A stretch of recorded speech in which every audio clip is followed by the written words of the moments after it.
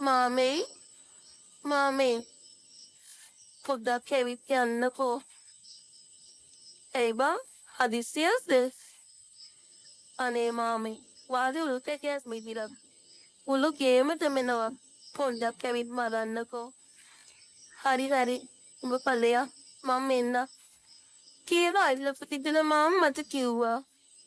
මොන හදිස්සියක් වුණත් මගේ හයිවිත හිටියේ අල්ලපු මිනිස්සු.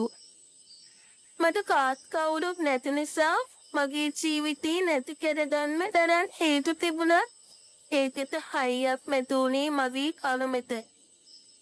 පොඩි කාලේ ඉඳන් තැන් වල වැටිලා හිටපු මට අවුරුදු 25 වෙනකම් වේලක් කර වේලක් කන්න දෙන්නේ මගේ අහිංසක ආච්චි සීයයි. එනි දෙන්නත් මාව දාලා ගියේ වයසට වඩා දුක් කුලන්න බැරි නිසා. ඉදා ඉඳන් මම කාමෙන් ගියේ මගේ ජීවිතේ අනිත් කාලය හොඳින් ගෙවලා දාන්න කියලා හිතාගෙන.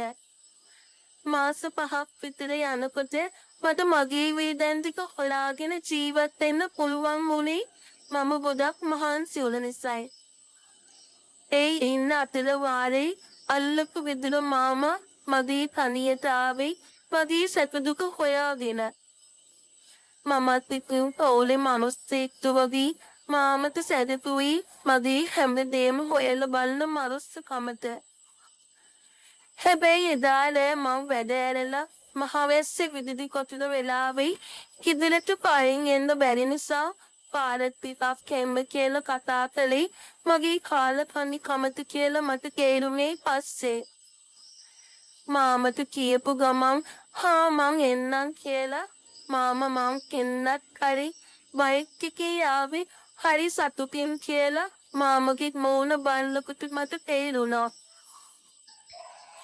මමත් පිටින් බය නැතුව බයික් එකේ නැගලා ආවේ මාමට ඒ වෙලේ පෙන් දිදී. ඒ වැස්සේ මාමයි මමන් හොඳටම තෙමුනේ ඇඳන් ඉති ඇඟටම පිට වෙන්නම. මාමා කෙලින්ම මාව ගෙදරට බස්සලා ගෙට කොදුනේ ඇඳන් හිටි ෂර්ට් එක ගලවගෙන. මමත් පිටින් ගෙට ගොඩ වුණ ගමන් මාමට ටවල් එකක් හොයලා දෙන්න හදනකොට එකපාරට මගේ පින්නවටි අතක් දඟපතොත් මම තිගැස්සිලා අහකට පෙන්න අත ගසලා. හැයිල බලලකොට මාමා මගේ දිහා බලාගෙන ඉන්න හැටි දැක්කම මට බය වැඩි කමට ඇයි මේ කෑ ගහන්න පාවා මම ඔබට ආදරේ. මම යෝ හැමදාම මම පනෝදේ බලාගන්න කියනකොට මගේ ළඟට නම් එන්න පා මාමේ මම ඔබට ආස නෑ. මගේ පාඩුවේ ඉන්න බීව දැන් ගියොත් හොඳයි කියලා මම වෙවුල කිව්වා. ඒ මනෝ උනත් මාමා ටික ලම්මුනේ හොඳට නෙමෙයි කියලා මට තේරෙනකොටත් මම පරක්කු වැඩි වුණා. ඉතින් පස්සේ මහා වර්ෂාවේ මගේ අහිංසක විලාපය මැද මම වේදනාවෙන් කෙදිරි ගෑවේ මගේ පතිවත නැති වෙනකොට. මහා ගිගුරුම් මැද මම යතින් ගෑනියක් කොනේ මං ගියා කල ලොකු අවකට දෙන්න ඇති කියලා මටම හිතුණා. එදා රෑ ගොතෝනේ මාමගේ ආශාවන් මගෙන් සනසෝදන්නේ. පවදා එළි වෙනකොට මාමා මාව දාලා ගෙදර ගියේ මේ කිසිවක් නොවුන ගානට.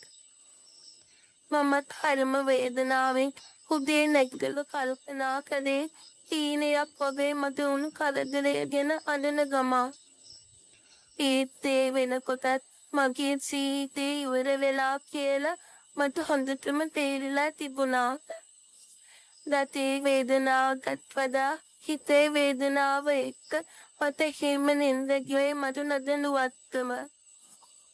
හවස අම්මා හැරුණේ වැඩ පොලින් ගත්ත කෝල් එකේ සන්දෙත.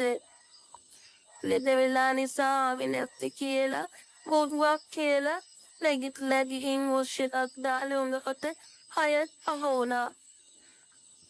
ඊට පස්සේ මට කන්න බතක් පිටට තියලා පොල් සම්මලයක් හදාගෙන කාල පැයක් යන්න කලින් මාම හතිදාගෙන කිති බොද වෙලා ඉක්මනට දොර හුවේ මගෙන් කිසි තහනවමක් නැතිවම මට හිතගන්න පන්නැතිව හිතපු එදා ලැස් අහන්නියේ මාමගේ ආශාවන් නිවාගෙන එදායින් පස්සේ මගේ මෙමිය වුණේ අල්ලපුටිතර මාමය වැඩි දවසක් යන්න කලින් මාමගේ මේ රෑ පැනිල්ල ආරංචි වුණා නැන්දට දවසක් වේ මාම මගේ කෙක පරඳකොට මාමගේ පස්සෙන් ආපු නැන්දට අපි දෙන්නම අතටම අහෝනා ඉදාරෑ මම හොද්දටම නැන්දකින් බුත් කෑවි මාමගේ නොසන්ඩාල කම නිසා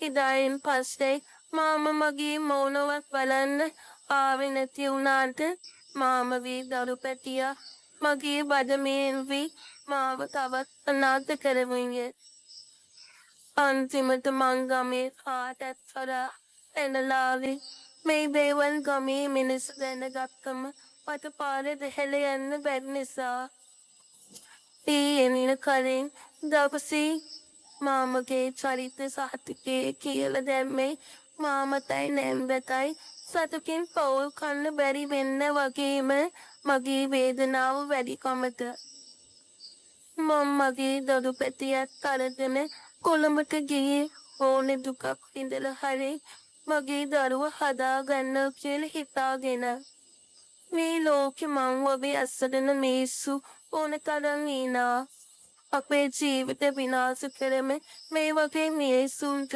කවදාවත් එකතෙන්දක ජීවත් වෙන්න බැරි බව අනිවාර්යයි. විශේෂයෙන් දැනුන්ගේ සල්විතේ කෙසෙල්ලක් කරම නඩුපෙන් පපාදත වීමෙන් ඒකාන්තය. ඉතින් මද කතාව ගැන මොකද හිතෙන්නේ? ඔයාලට අදහස් කවෙන් කිපිටින් දාගලන්නේ. ඒ වගේම ඔයාලා අහන්න කියවන්න ආස කතා ගැන අදහස් කියනවන ඒවත් කමෙන්ට් එකකින් දාන්න. එහෙනම් අලුත් වීඩියෝ එකකින් හෙට හමු වෙමු. පරිස්සමෙන් ඉන්න.